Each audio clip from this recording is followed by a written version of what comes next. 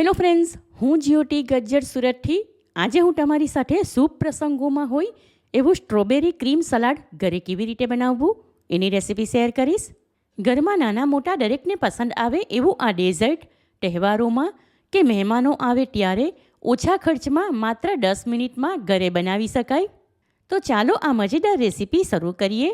Strawberry cream salad બનાવવા માટે જોઈશે સ્ટ્રોબેરી ક્રશ. આ રેડીમેડ મળે, પણ મેં અહીં હોમમેડ લીધું છે.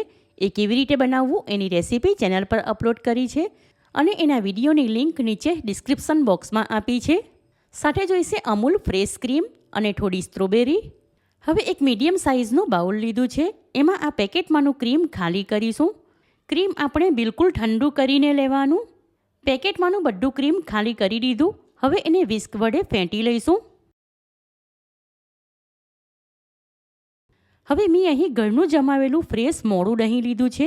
એમાંથી અડધો કપ જેટલું પાણી વગરનું આમાં નાખીશું. સાથે ગળપણ માટે એમાં 2 ટેબલસ્પૂન ભરીને દળેલી ખાંડ ઉમેરીશું.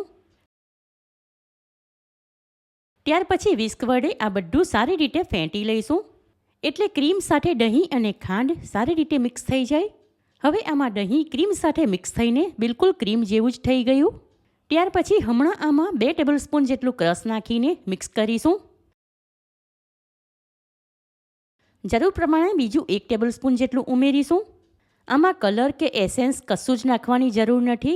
ક્રશ ઉમેરવાથી એમાં હલકો ગુલાબી કલર અને સ્ટ્રોબેરીનો સ્વાદ પણ આવી ગયો. હવે થોડીવાર માટે આ ક્રીમ ફ્રીઝરમાં રાખીશું, એટલે સારી રીતે ઠંડુ થઈ જાય. અડધો કલાક માટે સ્ટ્રોબેરી ક્રીમ ફ્રીઝરમાં મૂકી દીધું હતું, એટલે એ સારી રીતે ઠંડુ થઈ ગયું અને હલકું અમસ્તું જામી પણ ગયું છે. હવે એને ચમચા વડે સારી રીતે હલાવી લઈશું. ત્યાર પછી 5 કપ જેટલી ઝીણી કાપેલી સ્ટ્રોબેરી અને 8 નંગ કાજુ ઝીણા કાપી લીધા છે. એમાંથી અડધા ભાગના આમાં નાખીને મિક્સ કરીશું. આમાં ડ્રાયફ્રૂટ તમારી પસંદગી પ્રમાણે બદામ અને કિસમિસ પણ નાખી શકાય. સ્ટ્રોબેરી ક્રીમ સલાડ રેડી છે. તો હવે ઠંડુ ઠંડુ એને સર્વ કરીશું. Super delicious strawberry cream salad ready છે. મોઢામાં મૂકતાની સાથે જ ઓગળી જાય એવું આ ડેઝર્ટ એટલું રીચ, એટલું ટેસ્ટી છે કે એકવાર ખાઈને તો મન ભરાય જ નહીં. એકવાર તમે આ ડેઝર્ટ ઘરે બનાવશો તો ઘરના બધા જ વખાણ કરીને ખાશે અને સાથે મહેમાનો પણ તમારી તારીફ કરશે. વ્રત કે ઉપવાસમાં પણ ખાઈ શકાય એવું આ ડેઝર્ટ ઓછા ખર્ચમાં ઓછી મહેનતે બનાવી શકાય. માટે આ રેસીપી તમે ચોક્કસ ટ્રાય કરો. રેસીપી પસંદ આવી હોય તો વિડીયોને લાઇક કરીને વધારેમાં વધારે શેર કરો.